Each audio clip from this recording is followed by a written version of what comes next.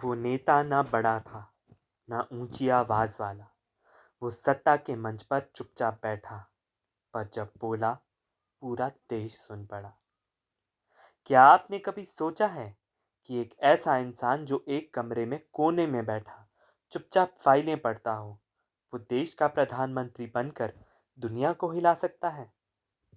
आज हम बात करेंगे एक ऐसे इंसान की जिसने ईमानदारी और अपना अस्त्र, सादगी को अपनी ढाल और देश सेवा को अपना धर्म बनाया। नाम है लाल बहादुर शास्त्री। लाल बहादुर शास्त्री का जन्म 2 अक्टूबर 1904 को उत्तर प्रदेश के मुगल सराय में हुआ था। आप सोचेंगे 2 अक्टूबर? हाँ, यही तारीख महात्मा गांधी की भी है। शायद संयोग नहीं था। दोनों ही सादगी और सच्चाई के प्रतीक बने।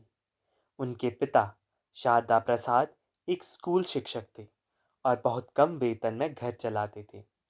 मात्र 1 साल 6 महीने की उम्र में ही शास्त्री जी अपने पिता को खो बैठे। माँ राम दुलारी देवी ने 3 बच्चों को अकेले पाला। कभी कभी स्कूल जाने के लिए पैसे नहीं होते थे तो गंगा नदी को तैर कर पार करते थे। ये बालक तब शायद नहीं जानता था कि एक दिन ये पूरे देश को पार लगाएगा। लाल बहादुर शास्त्री ने काशी विद्यापीठ से शास्त्री की उपाधि प्राप्त की और वहीं से उनके नाम में शास्त्री जुड़ा। उनके व्यक्तित्व विद्यार्थी जीवन से ही अनुशासित और राष्ट्र प्रेम से भरा हुआ था। वे महात्मा गांधी और लोकमान्य तिलक से अत्यधिक प्रेरित थे। 1921 में असहयोग आंदोलन से जुड़ गए और पहली बार जेल गए। लेकिन जेल जाना उनके लिए बाधा नहीं, बल्कि तपस्या बन गई। उन्होंने जेल में दर्शन शास्त्र, राजनीति और इतिहास की गहराई से पढ़ाई की। शास्त्री जी ने नमक सत्याग्रह, भारत छोड़ो आंदोलन और कई क्रांतिकारी आंदोलनों में हिस्सा लिया। 1930 में नमक आंदोलन में शामिल होने पर उन्हें 2 साल की सजा हुई। वो जेल जाते वक्त कहते, अगर जेल जाना देश सेवा का रास्ता है तो मैं इसे सौभाग्य मानता हूँ। उनकी पत्नी ललिता देवी और बच्चों ने भी इन संघर्षों को झेला, लेकिन कभी शिकायत नहीं की। शास्त्री जी हमेशा कहते थे, देश पहले है, परिवार बाद में। 1947 में जब देश आज़ाद हुआ तो उन्हें यूपी में संसदीय सचिव बनाया गया।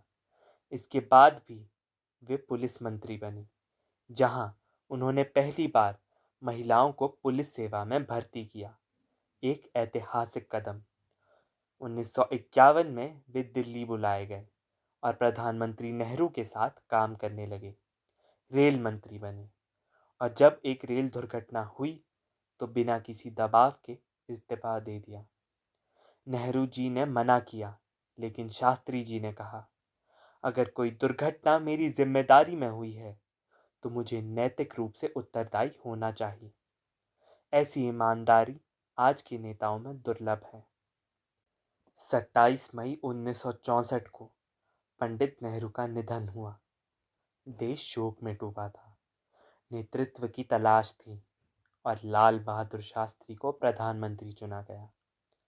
अब देश के सामने थी 2 बड़ी चुनौतियां, भोजन की कमी और कृषि संकट। पाकिस्तान से युद्ध का खतरा।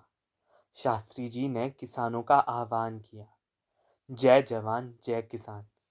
इस नारे ने देश का आत्मविश्वास जगा दिया। उन्होंने अमेरिका से अनाज की अपील की, लेकिन देश को आत्मनिर्भर बनाने का सपना नहीं छोड़ा। 1965 में पाकिस्तान ने हमला किया तो शास्त्री जी ने सेना को पूरा समर्थन दिया। कभी गरजते नहीं थे, लेकिन उनके निर्णय गरजते थे। भारत जनवरी 1966 सोवियत संघ के ताशकंद शहर में भारत और पाकिस्तान के बीच समझौता हुआ। शास्त्री जी ने शांति की ओर कदम बढ़ाया, लेकिन उसी रात उन्हें दिल का दौरा पड़ा और वे इस दुनिया से चले गए।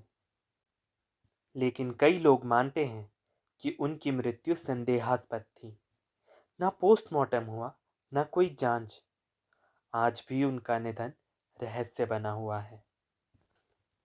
लाल बहादुर शास्त्री का जीवन हमें सिखाता है कि सादगी में शक्ति है और ईमानदारी में नेतृत्व। उनके पास ना तो बड़े भाषण थे, ना ही चमक धमक, लेकिन जब वो जय जवान जय किसान बोलते तो देश की आत्मा जाग जाती। उनकी मृत्यु के बाद उनका परिवार कर्ज में डूबा था, लेकिन जीते जी उन्होंने कभी भी अपने पद का दुरुपयोग नहीं किया। आज जब हम उन्हें याद करते हैं तो सवाल उठता है, क्या आज भी राजनीति में लाल बहादुर शास्त्री जैसे नेता संभव हैं? आप क्या सोचते हैं? नीचे कमेंट करें।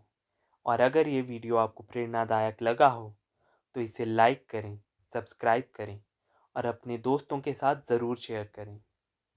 फिर मिलेंगे एक और भारतीय नायक की कहानी के साथ। जय जवान, जय किसान, जय हिंद।